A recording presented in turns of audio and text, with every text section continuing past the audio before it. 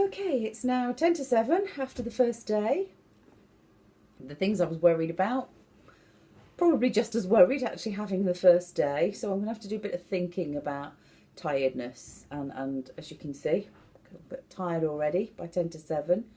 The big surprise at work has been that they have decided that I need to undertake the care certificate training to become a nursing assistant rather than working as I was expecting to work within the section where I was just busy chatting to people and having cups of tea, and probably within a section I was more comfortable as an activities coordinator. So it might be slightly different to the experience that some of you have going out on in your first placement. However, it's quite exciting. I've just been given a new uniform to wear, which is a long time since I've had to wear a uniform, and it's pretty unshapely. It's very large trousers with big pockets and a large t-shirt because I wanted a baggy t-shirt. So again, it's quite a shift in thinking to go from the world of academia, the world of lots of personal choice, lots of ability to make decisions, to actually recognising I'm going to be shadowing somebody, doing some of the most important care for people as a complete novice. So one of the key things I'm going to reflect on, and I'll share that with you in the diaries, is when to say no, when to say, I don't feel that's within my capacity.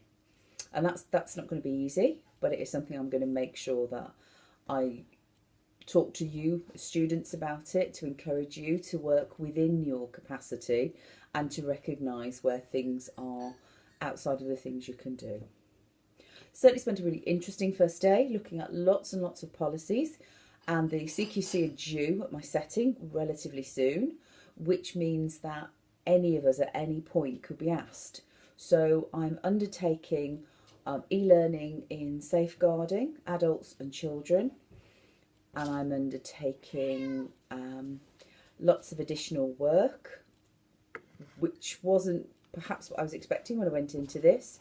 And again, that might be something you experience, that in order to be effective within your placement, sometimes there's some additional work you have to do. So if you see that encompassed within the placement experience, even if you can't count the hours towards it, please make note of what you're learning. Think about what it is they're asking you to do.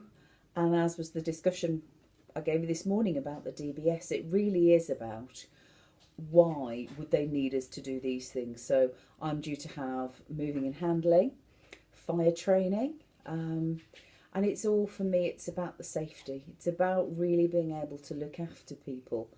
What I also discovered is absolutely please ask questions. Nobody minds the number of questions you ask. So mine was a discussion this morning about perfume.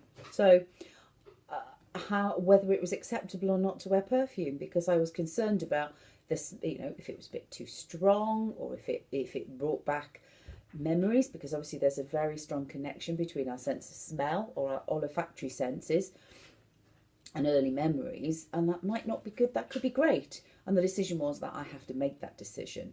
I discovered you can't wear a watch, which seems really obvious, but if you're delivering care to people, you can't wear a watch. So that was something I hadn't considered. My phone went off in the meeting with my mentor, and she told me to answer it. I said, I'm really sorry, I won't. So we had a discussion about mobile phones, and that will be a discussion you absolutely will have within your setting. So the regulations where I'm based is you can have your mobile phone with you, but you can't answer it. My suggestion is don't have it with you, pop it away in a bag, and then you won't be tempted, because if you're seen, certainly in this setting, if you're seen answering your phone, that can be a dismissal offence. And so, although that seems really harsh, obviously it's about being present in the moment with the service users, or in this case they're called residents, so being present with the residents rather than being distracted by something else. So obviously go and collect your phone at coffee breaks, lunch times, have a look, but please be really careful to avoid showing that you're not interested in the people you're with. So my first day was lots of policies, lots of discussion on safeguarding, and it's best, I think, even if you're experienced and you've done things in different settings, always ask to be taught properly. It's quite important actually to make the time to access the policies for the local setting you're in, rather than just relying on your previous knowledge. And certainly for me, that's been really valuable. So I've seen lots of things already that I may have come through, discovered in books, discovered through working through colleagues, but already working with people where the probably one of the first examples was this afternoon sitting with a lady who, in the stage of her dementia, is seeing hallucinations. So we were having a conversation about somebody who wasn't there, but she could see that person, and learning how to manage that. So probably for my first written reflection, that's something I'm going to look at, how to communicate with someone where their reality is not your reality, and actually how do you keep people calm. And certainly the advice I was given from the activities coordinator who's worked for 20 years there is actually you go with their reality. You enter their reality and you agree with them, and you simply don't distress them by trying to argue and correct them. So I proceeded to have a conversation a bit later with a different lady who was utterly and completely convinced that she's a knitter, and every time she knits, that somebody unravels her knitting at night. So when she comes to pick her knitting up the next day, her knitting's all been messed with, they've cut the stitches, so she's got to start again. For her, that was incredibly real. This sense that people were taking things from her room, they were interfering with her knitting, and so to actually just allow her to talk about that, to feel comfortable sitting there. And as you know, you've just done your active listening practice. That was my active listening practice, being able to be present with that lady in her reality.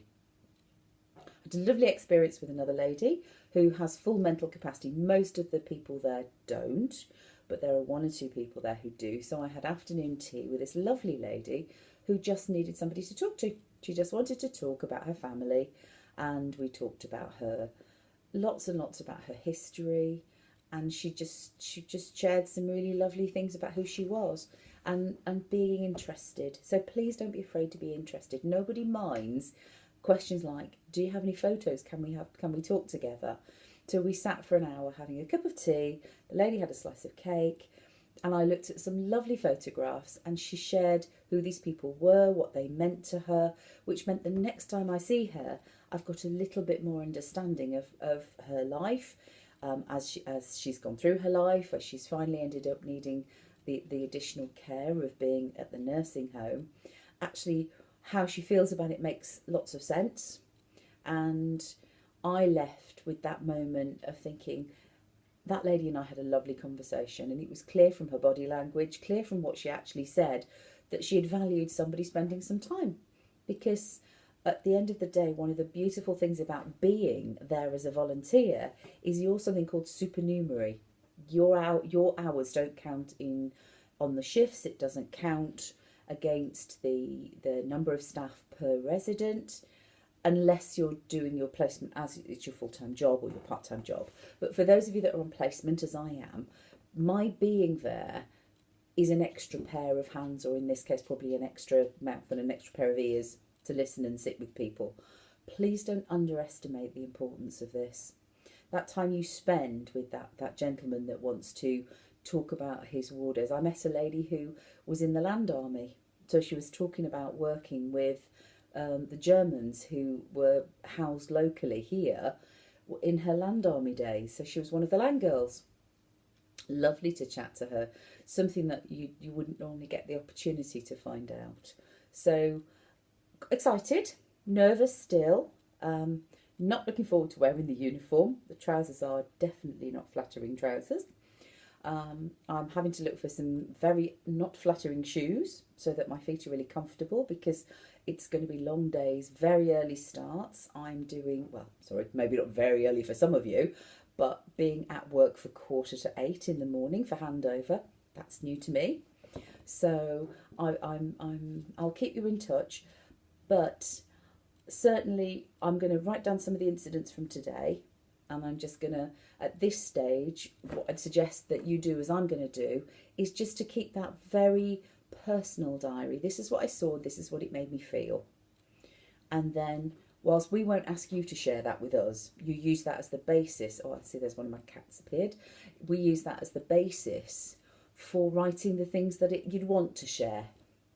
So thanks for the opportunity to produce this, and look forward to feedback from you. If it's useful, that's great.